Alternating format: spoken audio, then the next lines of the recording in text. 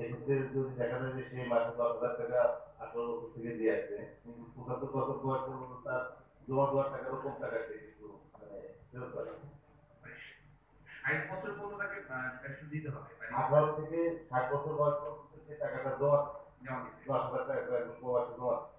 এখন দেশে আসার পরে সে হয়তো 5 বছরের মাথায় সে মারা গেছে।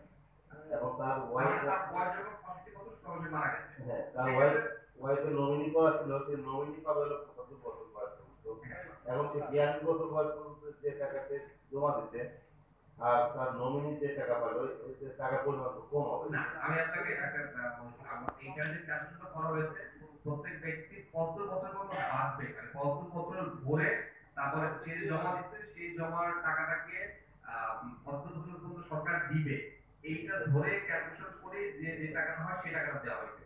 মানে কত বছর পরে যে টাকা পাচ্ছে এটা কিন্তু তার জন্য বোনাস। একজন ব্যক্তি সে যদি 76, 77, 80 বছর পর্যন্ত বোনাস, মানে টোটাল যখন ক্যালকুলেশন করা হয় ওই 60 বছর পরে যত টাকা জমা হয়েছে সেই টাকাটাকে 15 বছর দিয়ে ভাগ করে যে অ্যামাউন্টটা হয় সেটা কিন্তু দেওয়া হচ্ছে। মানে তারপরে কত বছর পরে যেটা পাচ্ছে সেটা হচ্ছে তার জন্য একটা এক্সট্রা বোনাস, মানে এইভাবেই তাকে দেওয়া হয়েছে।